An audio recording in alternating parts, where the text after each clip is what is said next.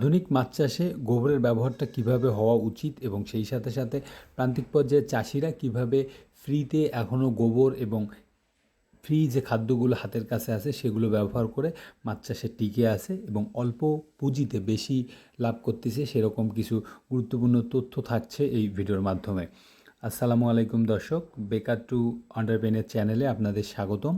চাষির অভিজ্ঞতা জানতে এবং মাছ চাষের তথ্যমূলক ভিডিও পেতে চ্যানেলটি সাবস্ক্রাইব করে আমাদের সঙ্গেই থাকুন। আমরা এই ভিডিওর মাধ্যমে জানব পুকুরে কিভাবে গোবর ব্যবহার করা যায়, কিভাবে গোবর ব্যবহার করলে আমরা ভালো মানের রেজাল্ট পাবো, সাথে সাথে পুকুরে অ্যামোনিয়া এবং পুকুরে মাছের যে ধরনের প্রবলেম হয় সেগুলো যাতে না হয়, এবং সেই সাথে সাথে গুরুত্বপূর্ণ একটা বিষয় আমরা জানবো, সেটা সাথে সাথে আমরা জানবো পুকুরে কাঁচা গোবর ব্যবহার করব নাকি শুকনা গোবর ব্যবহার করব। এরকম 7টা গুরুত্বপূর্ণ বিষয় এই ভিডিওতে থাকছে। আশা করছি ভিডিওটা খুব উপকারে আসবে যারা হাতের কাছে এই জিনিসগুলো ব্যবহার করে মাছ চাষ করতে চাচ্ছেন, এবং সেই সাথে সাথে যাদের পুকুরের আশেপাশে বা বাড়িতে গরু নাই অথবা গোবর কেনার পসিবিলিটি নাই, তারা আসলে কিভাবে গোবরের অল্টারনেটিভ কী ব্যবহার করতে পারেন সেটাও কিন্তু আমি বলে দিচ্ছি এই ভিডিওর মাধ্যমে। তো প্রথমত আমরা যদি লক্ষ্য করি যে গোবরে কী কী আছে, কেন আমরা পুকুরে গোবর দিতে বলতেছি, বা সেই সাথে সাথে কেন প্রান্তিক পর্যায়ের চাষিরা পুকুরে গোবর দিচ্ছে, বা আমার প্রজেক্টে কেন আমি বাটা মাছকে বা অন্য মাছকে গোবর খাওয়াতে বলতেছি।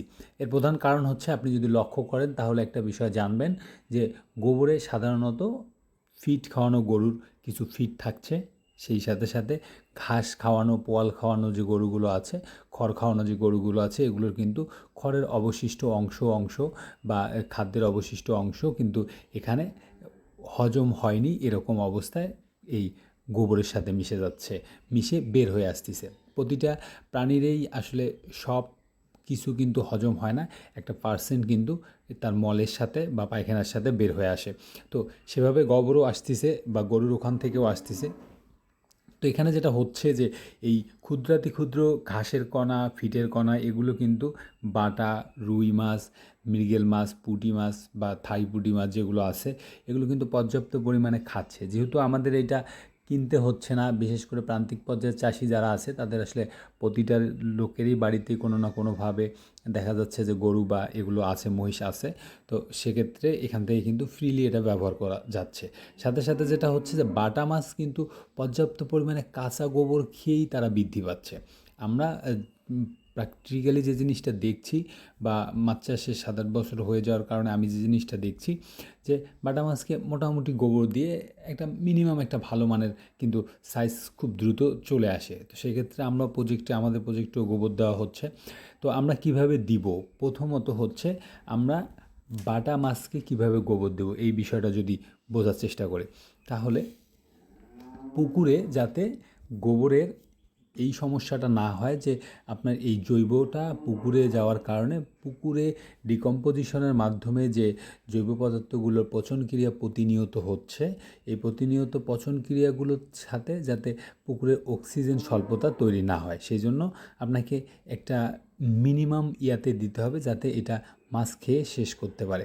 সেক্ষেত্রে আপনি যেটা করতে পারেন, আপনার পুকুর যত বড়ই হোক আর আপনার কাছে যত ধরনের মাছেই থাক বা বাটা মাছ যে পরিমাণেই থাক না কেন, আপনি যেটা চেষ্টা করবেন, এটা একটু নির্ধারণ করার চেষ্টা করবেন যে তারা মোটামুটি 1-1.5 ঘন্টার মধ্যে কতগুলো বা কী পরিমাণের এই গোবর তারা খেতে পারে। 1-2 দিন দিলেই আপনি এটা বুঝতে পারবেন।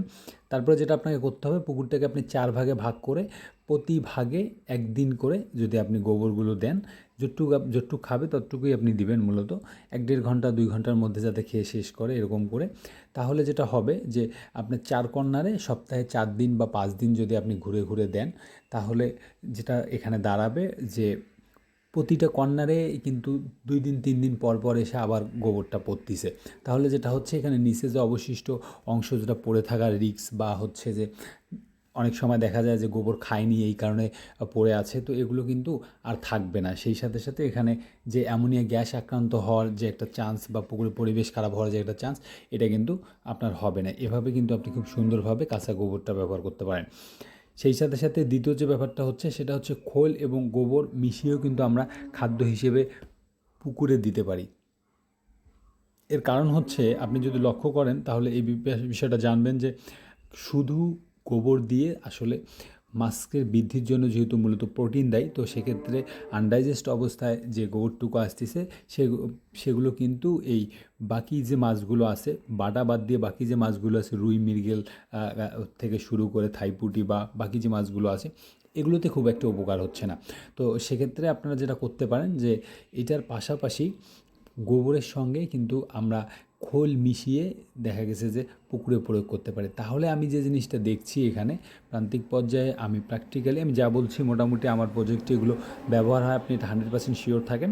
আর দ্বিতীয়ত হচ্ছে যে আমি যে জিনিসটা এখানে দেখছি সেটা হচ্ছে যে পর্যাপ্ত পরিমাণে কিন্তু খোল ব্যবহার করলে খায় এবং সাথে সাথে খেয়ে নেয়, এরকম একটা ব্যাপার। আপনি খাদ্য দিলে বা ফিড দিলে যেভাবে খায় মাছ, ঠিক সেভাবে খায়। তা আপনাকে এখানে কীভাবে ব্যবহারটা করতে হবে সেটা যদি আমি একটু আপনাকে বলি, তাহলে হচ্ছে যে আপনার হয় আপনি হচ্ছে যে খোল এক জায়গায় ভিজিয়ে নেন 12 ঘন্টা, 14 ঘন্টা, 18 ঘন্টা, বা আপনি যেভাবে ভিজান না কেন 12 ঘন্টা, 24 ঘন্টা, যেভাবে আপনি খোল ভিজান, যেহেতু খোলকে অবশ্যই ভিজিয়ে নিতে হবে, সরিষার খোলের কথা বলছি। তো সরিষার খোলকে ভিজিয়ে নিতে হলে ভিজিয়ে নেওয়ার পরে গোবরের সঙ্গে মেখে আপনি কিছুক্ষণ রেখে দিলেন, অথবা দেওয়ার পরে আপনি পুকুরে দিয়ে দিলেন, অথবা খোল এবং গোবর একসঙ্গেই মেখে রাখলেন 12 ঘন্টা বা 24 ঘন্টা পর যখন পুকুরে দেওয়ার হয় তখন আপনি দিয়ে দিলেন। আপনি এটা একবার ট্রাই করে দেখুন, দেখার পরে আমাকে কমেন্ট করুন যে আসলে এটা ঠিক বলছি কি না আমি, বা আপনার ওখানে কী অবস্থা। এবং সেই সাথে সাথে একটা ছোট্ট অনুরোধ, যারা এতক্ষণ পর্যন্ত ভিডিওটা দেখছেন তারা দয়া করে একটা লাইক করে দেবেন, এবং আপনার কোনো ধরনের প্রশ্ন থাকলে কমেন্টে উল্লেখ করবেন, কারণ আপনার একটা লাইক বা একটা কমেন্ট কিন্তু ইউটিউব এই ভিডিওটাকে আরেকটু ইম্পর্ট্যান্ট মনে করে এরকম প্রান্তিক পর্যায়ে যারা চাষি আছে, আর্থিকভাবে সচ্ছল না, তাদের কাছে কিন্তু পৌঁছাতে হেল্প করে। তৃতীয় যে বিষয়টা আমরা জানবো সেটা হচ্ছে যে খোল, গোবর এবং সার মিশিয়েও কিন্তু আমরা এই করতে পারি, কেবল পুকুরে দিতে পারি। এর কারণ হচ্ছে আমি যে জিনিসটা জানি সেটা হচ্ছে খোল, গোবর ও সার মিশিয়ে আমরা পুকুরের পানি একটা সবুজ করার পদ্ধতি আছে, যেটা আপনারা সবাই জানেন কম বেশি, সেটা করতে পারেন। অথবা হচ্ছে খোল, গোবর এবং কিছু হালকা কিছু টিএসপি সার দিয়ে কিন্তু মাছকে খাওয়ানো যায়, এবং অনেকেই কিন্তু খাওয়ায়। তো এখানে একটা প্রবলেম হচ্ছে যে আপনি যদি এই যে আমি আপনাকে টোটাল পলিসিটাই বলে দিচ্ছি, সেটা হচ্ছে যে আপনি নির্দিষ্ট পরিমাণ খোল এবং আপনার গোবর নিয়ে সাথে 100 গ্রাম 200 গ্রাম করে টিএসপি দিয়ে মেখে কিছুক্ষণ রেখে আপনি কিন্তু সুন্দরভাবে পুকুরে প্রয়োগ করতে পারেন। যেহেতু টিএসপিটা গলবে না, তো সেক্ষেত্রে যেটা করতে পারেন আপনি সেটা হচ্ছে খোল, গোবর এবং টিএসপি একসঙ্গে 10 ঘন্টা, 12 ঘন্টা, বা আপনি যেভাবে খোল প্রয়োগ করেন সেইভাবে আপনি খোলের সঙ্গে গোবর এবং সার মিশিয়ে রেখে দিবেন। রেখে দেওয়ার পরে যখন সময় হবে তখন আপনি এটা ব্যবহার করতে পারেন। তাহলে যেটা হয় এখানে সেটা হচ্ছে যে এই যে টিএসপিতে যে ফসফেট আছে, তো দেখা গেছে যে এটা মাছের এক ধরনের বৃদ্ধিতে হেল্প করে, কিন্তু একটা দিক আপনার লক্ষ্য রাখতে হবে। আমি যতটুকু জানি যে যদি আপনি এইভাবে খাওয়ান বা সার ডিরেক্ট যদি আপনি খাওয়ানোর চেষ্টা করেন, তাহলে আপনাকে যে কাজটা করতে হবে যে এটা কোনো দিনও আপনি অফ করতে পারবেন না। মানে দেখা গেছে যে আপনি 10 দিন খাওয়ালেন, পরে আবার 5 দিন খাওয়ালেন না, 10 দিন খাওয়ালেন, আবার 10 দিন খাওয়ালেন না, এমনটা যাতে না হয়। আপনাকে যেটা করতে হবে যে নিয়মিত খাওয়ায় আপনাকে মাছটাকে বিক্রি করে দিতে হবে। এটা হচ্ছে একটা গ্রোথ প্রমোটরের মতো কাজ করে। আমি মাঝে মাঝে খাওয়াইছি, কিন্তু আসলে কন্টিনিউ করা সম্ভব হয় না, সেই কারণে আসলে আমি করিনি। এখন যদি আমরা আসি যে পুকুরে মূলত হচ্ছে আমরা যে জিনিসটা দেখছি সেটা হচ্ছে যে পুকুরে গোবর কি শুকনো গোবর ব্যবহার করা উচিত নাকি কাঁচা গোবর ব্যবহার করা উচিত। আমরা যদি এই দিকটা বিবেচনা করি তাহলে দেখব যে পুকুরে যদি আমরা কাঁচা গোবর ব্যবহার করি তাহলে যে জিনিসটা হয় যে পর্যাপ্ত পরিমাণে রিস্ক থাকে। এর কারণ হচ্ছে গোবরের ভিতরেও অ্যামোনিয়া আছে, মাছের শরীরে অ্যামোনিয়া আছে, সাথে সাথে মাছের মলমূত্রতেও কিন্তু পর্যাপ্ত পরিমাণে অ্যামোনিয়া থাকে। তো সেক্ষেত্রে পুকুরে এই অ্যামোনিয়াই মূলত হচ্ছে মাছের অক্সিজেন থেকে শুরু করে মাছের ফুলকাতে আক্রমণ থেকে শুরু করে মাছ মরার জন্য বা মাছের প্রধান শত্রু হিসেবে পুকুরে অ্যামোনিয়াকেই দায়ী করা হয়। তো সেক্ষেত্রে যে কাজটা করা উচিত সেটা হচ্ছে যে আপনি যদি কাঁচা গোবর ব্যবহার করেন তাহলে আপনাকে এই দিকগুলো, এই সতর্কতাগুলো অবশ্যই অবলম্বন করতে হবে যে পুকুরে যাতে কোনোভাবে অ্যামোনিয়া বেড়ে না যায়। কাঁচা গোবরের ফ্যাসিলিটিস অনেক বেশি, এই কারণে আমরা কাঁচা গোবর ব্যবহার করতে বলছি। কিন্তু শুকনো গোবরে রিস্ক কম, বা শুকনো গোবরে আপনি যেটা পাবেন সেটা হচ্ছে যে আপনার অ্যামোনিয়ার চাপটা এখানে কম থাকবে, অ্যামোনিয়াটা বের হয়ে যাবে ম্যাক্সিমাম, তারপরেই আপনি পুকুরে দিচ্ছেন বা শুকিয়ে গেছে 5 দিন 10 দিন পর। তো সেটা হয় যে এই জন্য আপনাকে যেটা করতে হবে যে আপনি যদি অধিক মাত্রায় প্রয়োগ করেন তাহলে শুকনো গোবরও কিছু প্রয়োগ করতে পারেন, আর না হলে আপনাকে নিয়মিত অ্যামোনিয়া নিধন থেকে শুরু করে পুকুরের বাকি যে পরিচর্যাগুলো আছে সেগুলো আমি পরবর্তী স্টেপে বলছি, ওগুলো আপনাকে করতে হবে।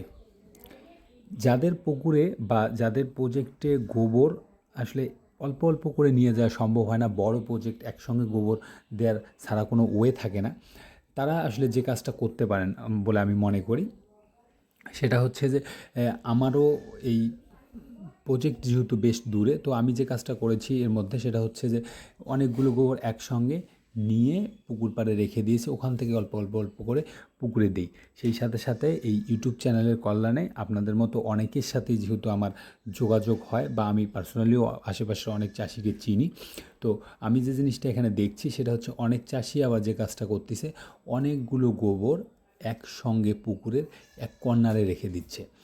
এখানে যদি বস্তাবন্দি থাকে তাহলে আপনি অবশ্যই সবগুলো রেখে দিতে পারেন, তাহলে একটা একটা করে বস্তা আপনি খুলে পরে আপনি পুকুরে কিন্তু দিতে পারেন। তাহলে যেটা হবে যে পুকুরে কিন্তু আপনার অ্যামোনিয়াটা বা পুকুরের পানির যে অক্সিজেন শর্টটা হওয়ার কথা এই পচন ক্রিয়ার মাধ্যমে সেটা কিন্তু হবে না, বা ধীরে ধীরে পচবে। অথবা হচ্ছে যে পুকুরের এক কর্নারে আপনি রেখে দিলেন, অল্প অল্প করে পুকুরের পানিতে নামাই দিলেন, এভাবেও কিন্তু অনেকেই করে, আমি নিজেই এটার সাক্ষী বা আমি নিজেই দেখেছি। লাস্ট যে গুরুত্বপূর্ণ বিষয়টা আপনাদের বলবো সেটা হচ্ছে যে পুকুরে যদি আপনি গোবর থেকে শুরু করে ঘাস লতাপাতা বা হচ্ছে আপনার যে খুদে পানা ডাকুইট অ্যাজোলা যেগুলো আছে এগুলো সবগুলোই যদি আপনি প্রয়োগ করেন তাহলে আপনার মাথায় একটা জিনিস রাখতে হবে, সেটা হচ্ছে যে আপনাকে অবশ্যই পরিচর্যাটা নিয়মিত করতে হবে। আপনি যদি নিয়মিত পরিচর্যা না করেন তাহলে পুকুরের পরিবেশ কিন্তু খাদ্য খাওয়ায় যেভাবে পরিবেশটা ভালো থাকার কথা ছিল তার চেয়ে কিন্তু এই ঘাস লতাপাতা গোবর খাওয়ালে এটার পরিবেশ কিন্তু দ্রুত খারাপ হবে। কারণ খাদ্য অবশিষ্ট অংশতে পুকুরে যে অ্যামোনিয়াটা তৈরি হওয়ার কথা ছিল সেটার পরিমাণ কিন্তু খুব কম হয়। আর আমরা গোবর ঘাস লতাপাতা একটা বিষয় আপনাকে বলি, সেটা হচ্ছে যে মাছ গোবর খাওয়ার পরে কিন্তু গোবরই পায়খানা করবে। তো আপনাকে এই দিকটা বিবেচনা করতে হবে। বিবেচনা করে আপনি নিয়মিত মাসে একবার করে যদি পরিচর্যা করেন, আমার ধারণা যে তাতে কোনো ধরনের প্রবলেম হওয়ার কথা না। তারপরে যদি আপনি দেখেন যে কোনো ধরনের প্রবলেম, তাহলে আপনি মাসে না করে 15 দিন 20 দিনের মধ্যে একবার করে গোবর এবং গোবর ব্যবহার করা পুকুরগুলোতে বিশেষ করে আপনি চুন এবং লবণটা দিয়ে দেবেন। এখন আপনি কতটুকু চুন এবং কতটুকু লবণ দিলে মোটামুটি হবে, পুকুরের গভীরতা, পুকুরের পরিবেশ এবং পুকুরের যে এরিয়া এগুলো বিবেচনা করেই যেহেতু হয়। সাধারণত আমরা যে কাজটা করি এখান থেকে সেটা হচ্ছে যে আমরা 200 গ্রামের মতো হচ্ছে যে চুন, 200 গ্রামের মতো লবণ দিয়ে দিই। এখন অনেকেরই আসলে প্রশ্ন হচ্ছে যে চুন আগে দিব না লবণ আগে দিব, এগুলো হচ্ছে সায়েন্টিফিক্যালি নর্মালি যে জিনিসটা আমরা জানি সেটা হচ্ছে চুন এবং লবণের রাসায়নিক কোনো ধরনের নাই যে চুন এবং দেওয়ার পরে লবণের প্রবলেম হবে, লবণ দেওয়ার পরে চুনের প্রবলেম হয়। আপনার যদি লেবার প্রবলেম হয় তাহলে আপনি চুনটা দিয়ে তারপরে লবণটা পুকুরে দিয়ে দিলেন। আর যদি আপনার লেবার প্রবলেম না হয়, আপনি যদি নিজেই করেন তাহলে চুনটা আগের দিন দিয়ে দিলেন, চুনটা দিয়ে পুকুরের পরিবেশটা মোটামুটি একটু ঠিক হলো, তারপরে আপনি লবণটা দিয়ে দিলেন, বা লবণটা আপনি আগে দিলেন, লবণটা দেওয়ার পরে আপনি 1 দিন 2 দিন পরে চুনটা দিয়ে দিলেন। এভাবে আপনি কিন্তু করতে পারেন। তাহলে যে সুবিধাটা হবে সেটা হচ্ছে যে পুকুরে দেখা গেছে যে ধাপে ধাপে এক একটা রাসায়নিক জিনিস বা ধাপে ধাপে পরিচর্যাটা হলো। কারণ আপনাকে একটা জিনিস আপনি জানেন কি না সেটা হচ্ছে যে এই ভিটামিন এবং অ্যান্টিবায়োটিক যেহেতু চাষিদের একসঙ্গে খাওয়া যায় না বা করা যায় না, বা হচ্ছে আমরা কোনো গাছকে, কোনো পশুকে, কোনো মানুষ ভিটামিন এবং অ্যান্টিবায়োটিক কিন্তু একসাথে খায় না। তো এই দিকগুলো বিবেচনা করতে হবে। যদি ধাপে ধাপে একটা কাজ করলে আমার কাছে যেটা মনে হয় সেটা ভালো।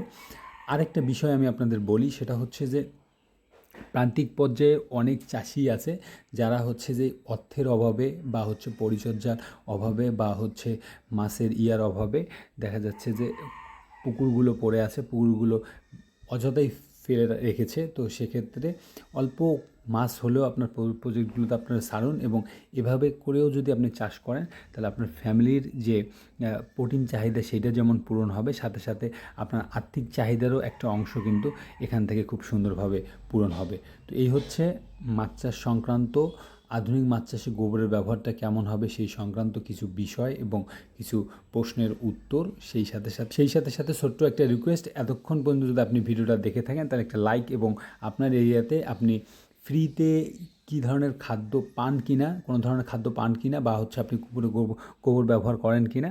লাস্ট যে বিষয়টা আমি আপনাদের বলবো সেটা হচ্ছে পুকুরে আপনি গোবরের পরিবর্তে খৈলও ব্যবহার করতে পারেন। এর কারণ হচ্ছে অনেকেই আসলে গোবরটা পছন্দ করে না, বা অনেক প্রান্তিক পর্যায়ে চাষি বা বড় প্রজেক্ট আছে যেগুলোতে আসলে গোবর মুভ করানো সম্ভব হয় না, বা হচ্ছে যে আপনার হচ্ছে যে এটা এরিয়াটাও খুব একটা অকওয়ার্ড, বা হচ্ছে যে সব কিছু মিলে তাদের যে বায়োসিকিউরিটির যে ব্যাপার থাকে সেই বায়োসিকিউরিটির ব্যাপারের কথা চিন্তা করেও কিন্তু অনেক সময় আমরা এই অনেক বড় প্রজেক্টগুলোতে গোবর ব্যবহার করা সম্ভব হয় না। তো সেক্ষেত্রে এখানে কিন্তু খৈল সুন্দরভাবে ব্যবহার করা যেতে পারে জৈব হিসেবে, গোবরের বিকল্প হিসেবে।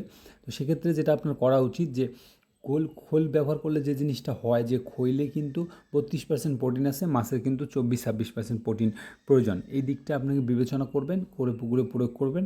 আশা করছি যে একটা ভালো মানের রেজাল্ট কিন্তু আপনি বাটারও পাবেন, কারণ বাটা কিন্তু এই আপনার হচ্ছে যে জৈব বা খোল এগুলো দিয়ে কিন্তু পর্যাপ্ত পরিমাণে বৃদ্ধি পায়। তো ভিডিওটা আজকে এখানেই শেষ করছি। মাছ চাষ সংক্রান্ত কোনো ধরনের তথ্য বা পরামর্শ যদি জানার বা জানানোর থাকে তাহলে কমেন্টে উল্লেখ করুন। ধন্যবাদ সবাইকে।